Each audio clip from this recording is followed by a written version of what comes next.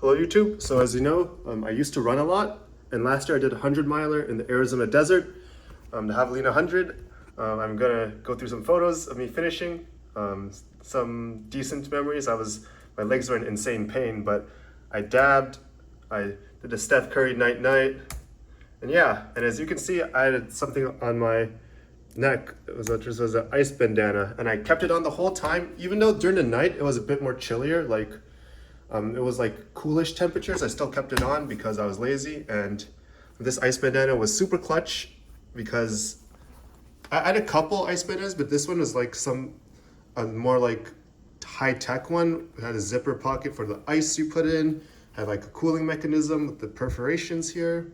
It had these, it was just designed for high performance, I guess, even though kind of 27-hour finish, kind of garbage, but yeah, it was really nice and helpful, and like it was semi-comfortable even through the night, so I just kept it on because I was lazy and maybe I didn't want to take it on enough. But this was like, there's a small, and apparently they came out with a bigger version, like a 2-liter version. I think there's just 1 liter, and there's a 2-liter one that can fit more, which a lot of pros use and stuff, but pros just use regular ones. Some pros use this one, like Killian Jornet, the goat of a lot of this stuff, so I decided to try this, and this worked a bit better than the typical ice bandana thing. So it was nice, and even though I did quit trail ultra running and stuff, I got the V2. I got somehow I subscribed to your email. I got this package in the mail because I decided to buy it, and I got the V2 Run Cool.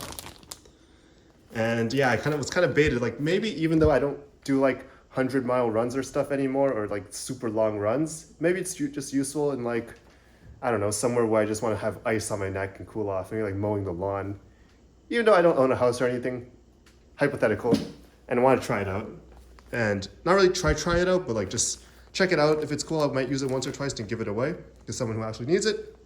So yeah, let's do a quick unboxing and try on and a comparison.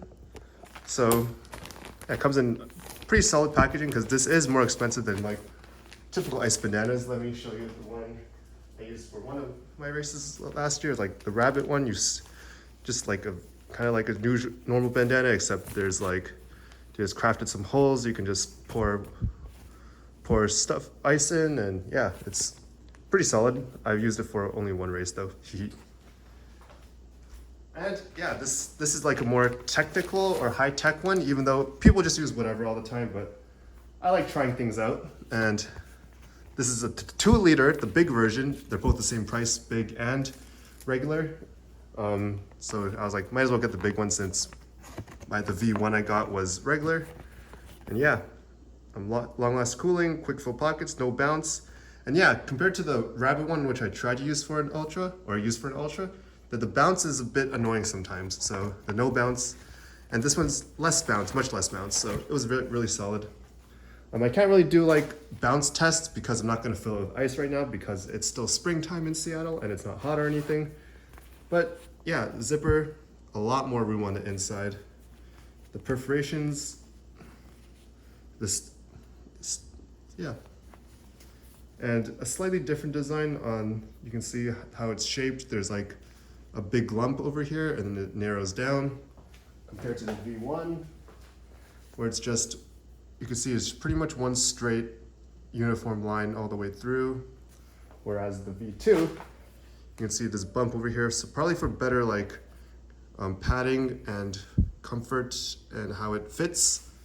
So yeah, let me put it on to see just a regular. I'm just pretty average. I'm not like buff or anything, like how it looks without any ice in it. And because of the extra thing, it feels a bit more like, yeah, feels pretty natural.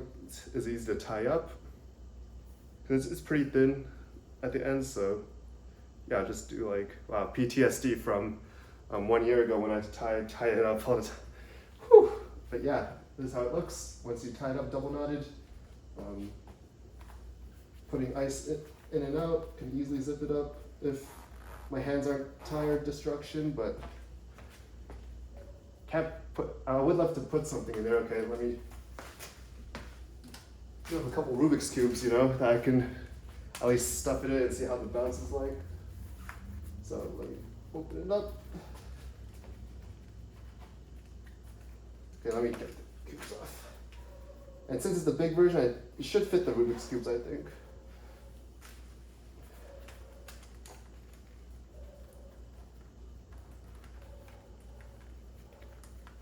Put the cubes in.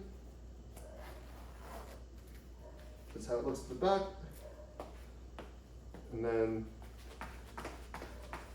hypothetically, you're not really bouncing or moving forwards when you're doing runs in the summer, but yeah, unless you're bouncing a lot, like just normal running motion, like I guess like if you're going on high terrain, it could be a bit topsy-turvy, but yeah, honestly, like the extra design as I benched out over here, like makes it a bit more like rotation resistant, because it could get annoying sometimes.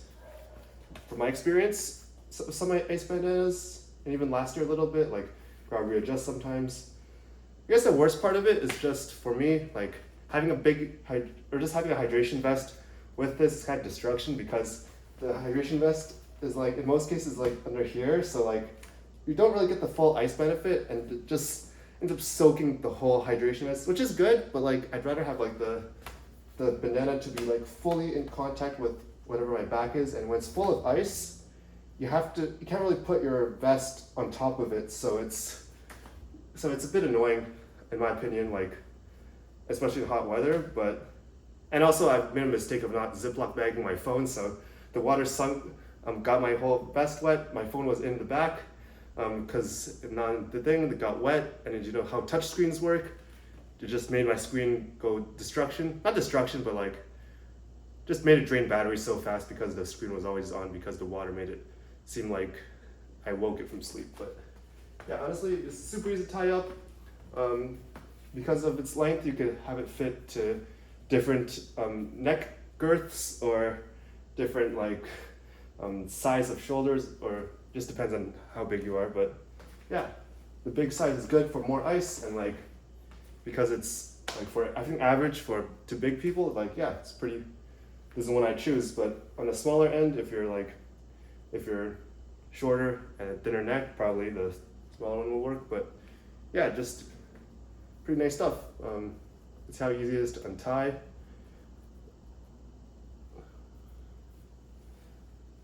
And then, yeah, the 2-liter capacity is something that will be very useful.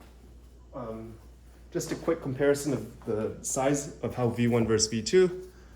As you can see, the V1 is a bit more yellowy from the sweat, I guess, but